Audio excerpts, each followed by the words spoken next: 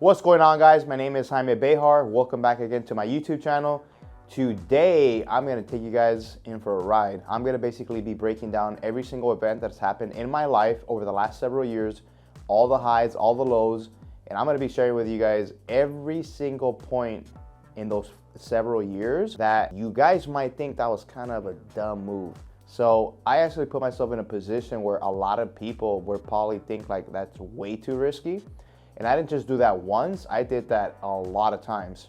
Even after I was already in over 100K in debt, I still kept doing some pretty crazy stuff that I just knew that if I structured things properly and if I set my right intentions in the right place with the right knowledge, things would work out. So I'm about to tell you guys how I went from over 6 figures in debt to making multiple 7 figures. All right, so a lot of you guys might not know this. Even some of my friends, family members might not even know this, but I don't think I even knew this, but I think I've been an entrepreneur at heart, and I've probably been trying different types of businesses without really realizing what I was doing. All I really knew was that I wanted to make money, right? I went from having a clothing line to a tax business, to still working a 9-to-5, to learning about the stock market, going to school for accounting, trying to flip houses, trying to do e-commerce. I did all types of things. And I think I would probably say entrepreneurship for me really started in 2018. I could probably even go back as far as 2017.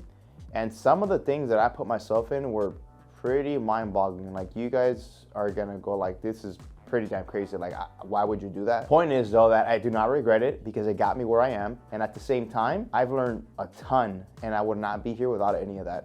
I remember just like it was honestly yesterday. It was 2017. I was still working my 9-to-5. I had no idea what I was gonna do. Honestly, like, I learned a lot of stuff while I was at work. Luckily, I never got fired. I think my employer, my main boss, really knew what I was doing. She knew I was distracted. She would bring it up all the time, but you know, I figured, hey, I gotta do this. I gotta learn. I'm not planning on getting stuck here. So I remember, just like, you know, it was any other day, and I was looking at the news at Yahoo. I don't know what I was looking at, Bloomberg, and I was like, what is this crypto thing people are talking about? You know, there's all this high, Bitcoin hit 18K, 17K, and I'm like, oh, this might sound like a good place to put some money. And it's funny because, you know, October comes, I'm looking into it. November comes, I think it might even be a little bit prior to that in 2017. Take a wild guess. I waited until December, it might have even been December of 2017 or January of 2018, when I put in only $3,000 because I didn't really have a lot of money. You guessed it, I literally bought at the top of the bull market. I think within a week, my investment was down to like 2,500 and then 2,200. And then it just kept going lower and lower and lower. I think after a few months, I think the lowest that $3,000 ever hit was probably like $700. I was like, holy smokes. I did not think that was gonna happen. I was pretty shocked. Luckily, I did not put all my money in there. I was being very conservative. I was super scared.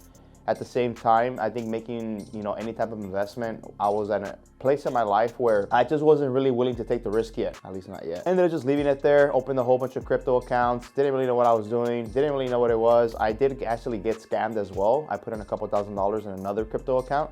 Not crypto account, but more of a crypto exchange. And literally I put my money in and the money was gone. Like that quick. I didn't really understand where the money was going. I didn't even know what these addresses were, where I was sending money. It all sounded like crazy to me. Which I get why people are hesitant in investing in crypto nowadays, because it's not like traditional banking. At the end of the day, I lost it, left it, let it be. And then around that time was probably one of the, I would say, most successful businesses I had at the time, and not successful in the sense that we made money, more in the sense that I learned a lot. So I ended up starting, I actually didn't start it. I had one of my really good friends, his name's Adam, had this idea of starting a coffee subscription-based company. And I thought, you know what, that sounds really good. I had learned a ton. I think from like 2016 to 2018, maybe even a little bit further back, all I was doing was learning. Like, that's all I was doing. One of my favorite people that I learned from was honestly Ty Lopez. So I remember when my friend brought that up, I was like, holy, like that sounds like a really good idea. Let's do it. I didn't really know much about e-commerce. Like, I was still just barely learning. So although the idea was great, the branding was awesome. We poured a ton of money into the brand. We did not know what we were doing, to be honest with you. Like, I would probably say 5%. We kind of knew what we were doing. The other 95%, the rest of the money, in my opinion, I think just got wasted. We didn't put it in the right place. We ended up spending over $50,000, money that we didn't already really have. And basically the business flopped. The brand still exists, it's still out there. We just don't sell it, we don't push it. And I think at the time we were both in a very vulnerable position. You know, obviously it hurt. We didn't know what we were gonna do. I personally still had my job. You know, he still had a couple other side businesses and how he was making a little bit of passive income. And, you know, he is a veteran, so he also made a little bit of money from that. So we just kind of said, like, you know what, I think I was the first one to kind of walk away. I kind of had to. And, you know, I was like, hey, I'll figure it out from there. And I'm gonna tell you, that was just the beginning. That was the first taste of like really pouring my time and money into something. And it was just like, it is what it is. Right after that, the next thing that I did, which you guys are gonna think is crazy, because I still can't believe I did that. Like it just sounds funny to hear, but honestly, it kind of makes me laugh because I would probably do it again. I was trying to figure out what to do, and I was like, you know what? Real estate sounds like a good thing. We actually bought a house from another one of my good friends. I was gonna buy a house, and then I was gonna live there with my wife. We were just gonna fix it up, you know, move in there, and that's it. And then we realized as we were fixing the property, we were like, you know what? Maybe we can make money out of this. Maybe we don't have to fix it maybe we could fix it all the way and then sell it. Like, I didn't even know there was a market for that. We went to some conferences, we went to some free seminars, started learning from all these people. They were trying to upsell us for like 30 grand to like teach us how to flip and do wholesaling.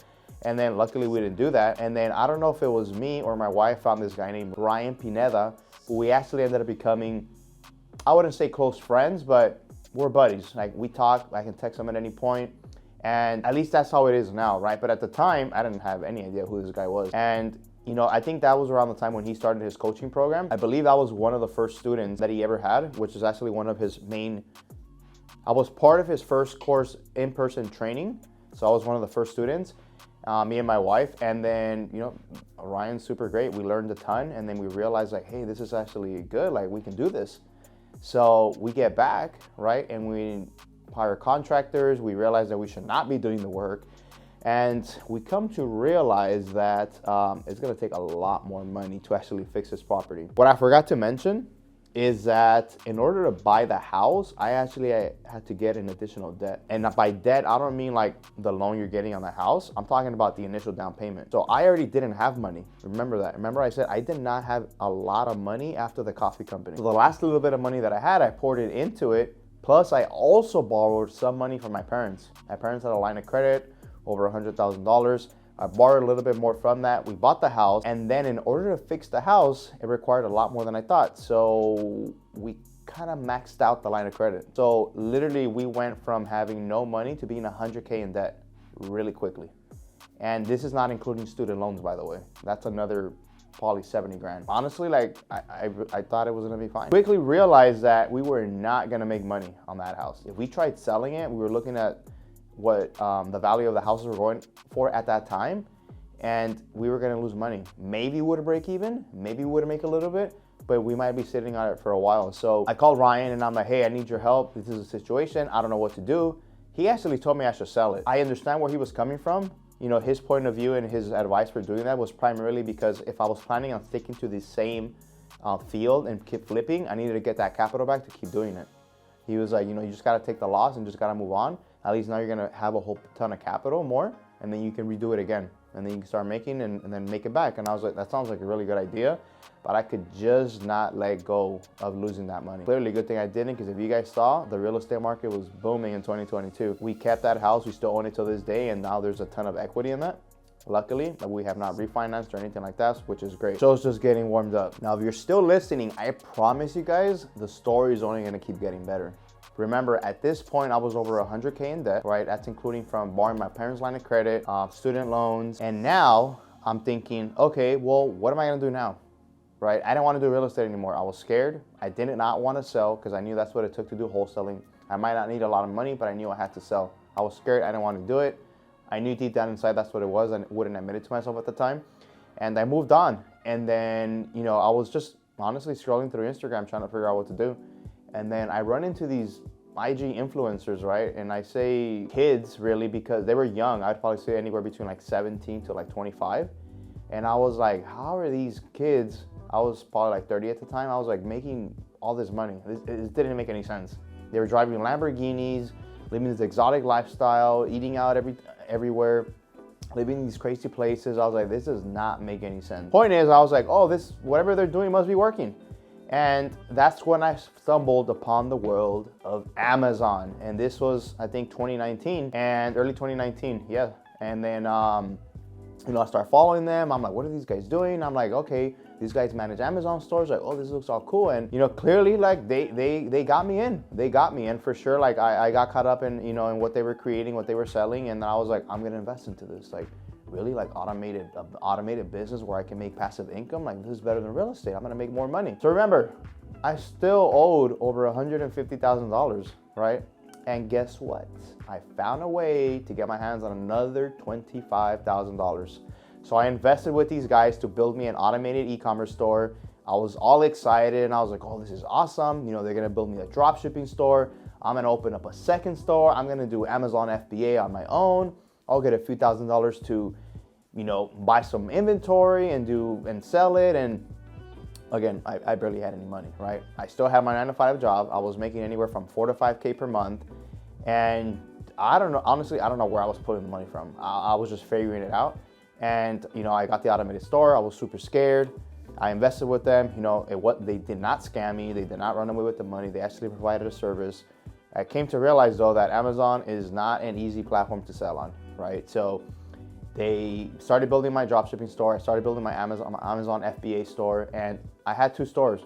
At the time, I did not know you could not have 2 stores. I realized 3 months into it that you can only have 1 store. And guess what? After I gave them $25,000 and I had bought inventory and I had sent it into Amazon's fulfillment center, Amazon suspends both of my stores. I was done. That was it. I could not sell. Amazon did not allow me to sell on either of the stores. What was I gonna do? Those guys were not gonna refund me. They did not want to refund me. They told me we had to figure it out, that I had to figure it out. And clearly, like, I did not know what I was gonna do. I had just been in the business for 3 months. Honestly, it was a blessing in disguise because of that, my sole focus was to learn Amazon. That's all I was doing for like 6 to 10 months, because that's how long my stores were suspended for. I was learning. I was trying to find VAs. I was trying to hire partners. I was trying to learn marketing. I was trying to understand suppliers. Like, I understood to a basic level almost every aspect of Amazon. And because of that, and because of everything I had learned in the prior years and understanding leveraging people leveraging me, and understanding, you know, capital and understanding everything and just putting it together, gave me a lot of perspective to potentially be able to start a business in the future. But I was still broke. I was over $150K in debt. I had lost under 25 grand. And I did not know what I was gonna do. Luckily, I met this guy on Instagram, and he connected me with another person who supposedly can help me unsuspend my store. This guy lived in Armenia, and he was a Filipino, right? Right away, I was like, okay, that's kind of weird. A Filipino lives in Armenia, and he's asking me for $3,000 to unsuspend my store. Guess what? I paid him. I paid him already limited amount of money. And